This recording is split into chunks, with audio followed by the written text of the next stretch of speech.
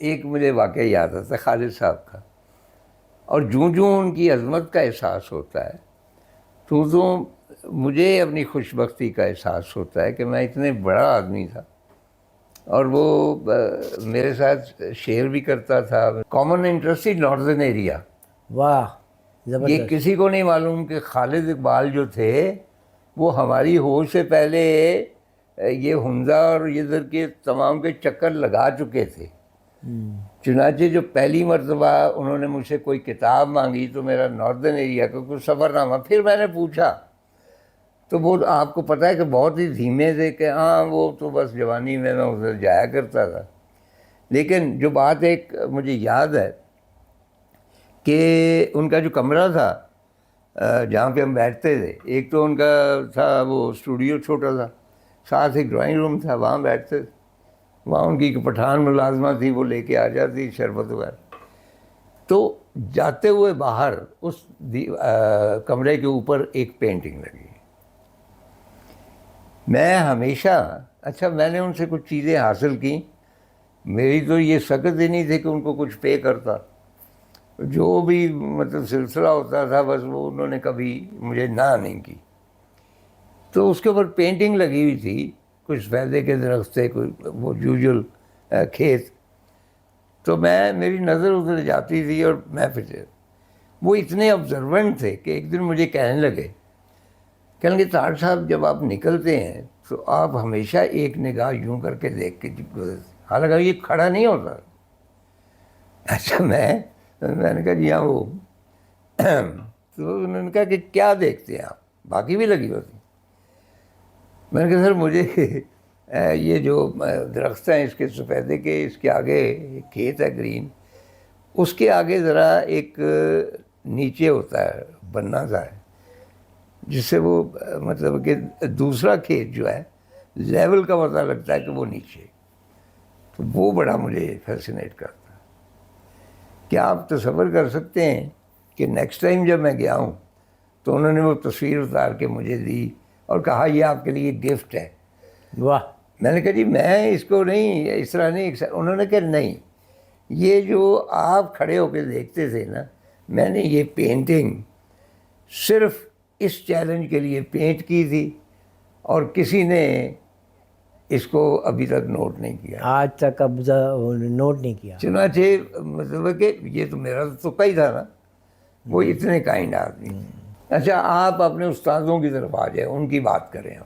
جی ہاں ماشاء اللہ. جو میں جب سیکنڈ ایئر میں آیا تو میرے استاد شیخ شجاع اللہ وہ بیٹھے ہوتے تھے. میں نے تو میجر جو ہے وہ پینٹنگ میں ہی کیا تھا، مگر الیکٹیو تھا میرا منیچر پینٹنگ. تو الیکٹیو شروع ہوتا تھا تھرڈ ایئر میں جا کے. سیکنڈ ایئر میں تو صرف پینٹنگ، ڈرائنگ اور پرنٹ میکنگ، اور ایک آپ نے جو ہے نا کوئی سبجیکٹ ساتھ میں رکھتے ہوتے تھے تو الیکٹیو. مگر سیکنڈ ایئر میں نہیں ہوتا تھا، وہ تھرڈ ایئر سے شروع ہوتا تھا، تھرڈ ایئر فورتھ ایئر. نہیں آپ ان کی شخصیت کے بارے میں. ہاں شخصیت جو ہے وہ استاد تو استاد ہوتے تھے. جو آپ نے پہلے شروع میں باتیں کی نا، یہ کارواس جو سلک روڈ کا، اور یہ جو ہے نا ان کی جو آباء و اجداد تھے یہ آئے تھے جو ایران سے. ہمایوں جب یہاں سے شیر شاہ سوری نے ڈیفیٹ کیا تھا تو یہ گئے ایران. 15 سال کے بعد یہ واپس جب آئے ہیں، اور یہ 1556 میں واپس آئے تھے. تو ایرانیوں نے 2 آرٹسٹ دیے تھے ان کو تحفے میں، اور ایک تھے میر علی اور دوسرے تھے شیخ عبد الصمد. اچھا یہ دونوں بہت مشہور ہیں. ہاں، اور دونوں جو ہے یہ آئے تھے دلی میں، اور دلی میں قلعہ کونا میں آپ ٹھہرے تھے. اور انہوں نے جو سال بعد تو ہمایوں فوت ہو گیا تھا، وہ گرا ہے اور وہ فوت ہو گیا. اس کے بعد اکبر جو تھا وہ 13-14 سال کا تھے تو اس کو پھر بادشاہ بنا دے. اس کے دور میں پھر ان دونوں سے انہوں نے کام لیا کہ یہاں پہ فتح پور سیکری میں ایک اسکول بنایا جس میں میر علی اور شیخ عبد الصمد ہی پڑھاتے تھے سارے. اور شیخ عبد الصمد مصور تھے اور میر علی جو ہے خطاط تھے. اب یہ ایران سے تھے، ایرانی نسل تھے. انہوں نے آپس میں شادیاں کی. ان کی یہ اولادیں اولاد در اولاد جو ہے نا، یہ شیخ شجاع اللہ یہ الور میں یہ پیدا ہوئے تھے، یہ دلی میں آئے، دلی سے پھر ادھر سے یہ پاکستان آ گئے 47 کے بعد. تو یہ وہ اچھا اوریجنلی دلی کے رہنے والے تھے. الور کے رہنے والے تھے. اچھا. ان کے کچھ لوگ دلی چلے گئے نا, یہ مظہر الدین وغیرہ دلی چلے گئے تھے. یہ استاد رحیم اللہ کے پوتے تھے. اور یہ مغل لڑی سے ہے. جو میری ایجوکیشن ہے, میں نے تو 1971-2 سے ان کے پاس جا کے میں بیٹھ جاتا تھا. اس وقت میں ایک as a second year student بیٹھنا شروع کر دیا تھا. مجھے اور فیسینیٹ نہیں کرتا تھا. اچھا نہیں, یہ شیخ شجاع کی بات شجاع کے بعد شیخ شجاع اللہ 1968 میں آئے تھے جب حاجی شریف ریٹائر ہوئے. اچھا. حاجی شریف صاحب اپوائنٹ ہوئے تھے 1945 میں. نہیں, ان سے بھی تو آپ نے سیکھا حاجی شریف. میں جب میں وہاں پہ جب لیکچرر ہوا ہے 1976 میں, اس کے بعد پھر ان کے گھر میں گیا تھا. اچھا. ایکچولی میرے استاد شیخ شجاع اللہ ہیں. اچھا. جنہوں نے مجھے سکھایا. میں نے 71 سے لے کے 80 تک ان سے سیکھا, 9 سال ایز اے اسٹوڈنٹ بھی اور ایز اے کولیگ. اور اسپیشلائزیشن میں نے کی تھی 1974-5 میں. میں نے اسپیشلائز کے لیے شاکر صاحب نے ایک وہ کیا تھا, ماسٹر پروگرام شروع کیا تھا, تو اسپیشلائز کا ایک سبجیکٹ انہوں نے انٹروڈیوس کیا تھا. نہیں, آپ یہ بتائیں کہ اور بھی شاگرد تھے, جی ہاں, ان میں آپ پر نظر کرم کیوں زیادہ انہوں نے؟ کیونکہ میں چپک گیا تھا. ہاں. جیسے لسوڑا نہیں ہوتا, ہاں. میں لسوڑے کی طرح چپک گیا تھا. مجھے وہ فیسینیٹ کرتا تھا. ہاں. 2 چیزیں تھیں. پہلے تو یہ اس میں زیادہ محنت ہوتی تھی. دوسری ہے کہ اس میں زیادہ خرچہ نہیں ہوتا تھا. تو میں ایک متوسط طبقے سے بلانگ کرتا تھا. My father was a teacher. وہ اسکول بچوں کا پڑھاتے تھے. اس کے لیے مجھے بڑی محنت کرنی پڑی. میں تو کالج گھر سے تو ایک پیسہ بھی نہیں لیا, تو میں تو سڑکوں پہ کام نہیں, کرتے. اس میں یہ سستا کیسے, آپ وہ وصلی بناتے ہیں؟ وصلی ہے, کاغذ اٹھایا, وصلی بنائی, ایک اوپر کاغذ لگا دیا. ہاں. تو یہ وصلی کا برش, گلیری کے دم سے برش بناتے تھے, اور اس کے اوپر جتنی محنت کر لے. ایک وصلی گلریاں آپ خود پکڑتے تھے یا کوئی پکڑ کے لاتا؟ نہیں, وہ ہوتا تھا یہ کہ گلیری لاتے تھے اور اس کے گیلا کر کے نا اس کی دم کو, تو اس کے جٹیاں کاٹ کے نا تو رکھ لیتے تھے. تو گلیری چھوڑ دیتے تھے. اچھا, گلاری چھوڑ دے.